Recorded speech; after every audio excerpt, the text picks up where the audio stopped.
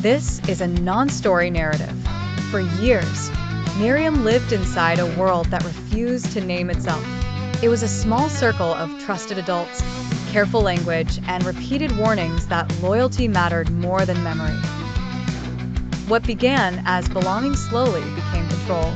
Every rule was presented as protection, every punishment as duty, and every silence as proof of love. When the first survivor spoke, she did not begin with the worst moment. She began with the ordinary ones, the locked doors, the rehearsed smiles, the strange feeling that everyone else knew a script she had never been allowed to read. Her account made the others uneasy because it sounded too familiar. One by one, more voices emerged, each carrying a different piece of the same hidden pattern. Darius, once convinced he had failed the group, described the damage as a long erosion of self. He had not only lost time, he had lost language for what had happened. Nadia remembered learning to watch faces instead of words, because words were designed to deceive.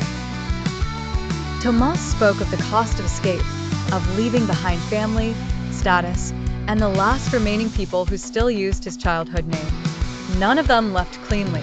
All of them paid. Recovery did not arrive as sudden freedom. It arrived as repetition.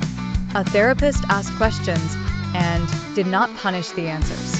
A support group listened without demanding proof before empathy. A lawyer explained rights in plain language. A neighbor brought groceries and did not ask for details. These small acts did not erase the trauma, but they created the first stable ground the survivors had known in years. The hardest part was not only remembering what had been done, it was learning to own a self that had been fragmented by fear and obedience. Many survivors carried shame for believing the promises that trapped them. Others carried grief for the version of life they might have lived if trust had not been weaponized. They had to relearn basic choices, from where to live to who to call, as if each decision were a muscle weakened by long neglect.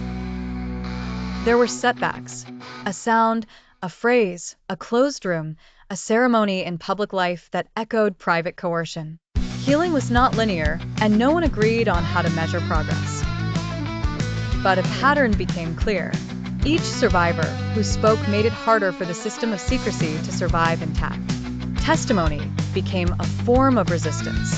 Memory became evidence. Community, once used as a tool of capture, was slowly rebuilt as a place of witness. What remains after secret society trauma is not only injury, it is also endurance, intelligence, and the stubborn refusal to let identity be fully stolen.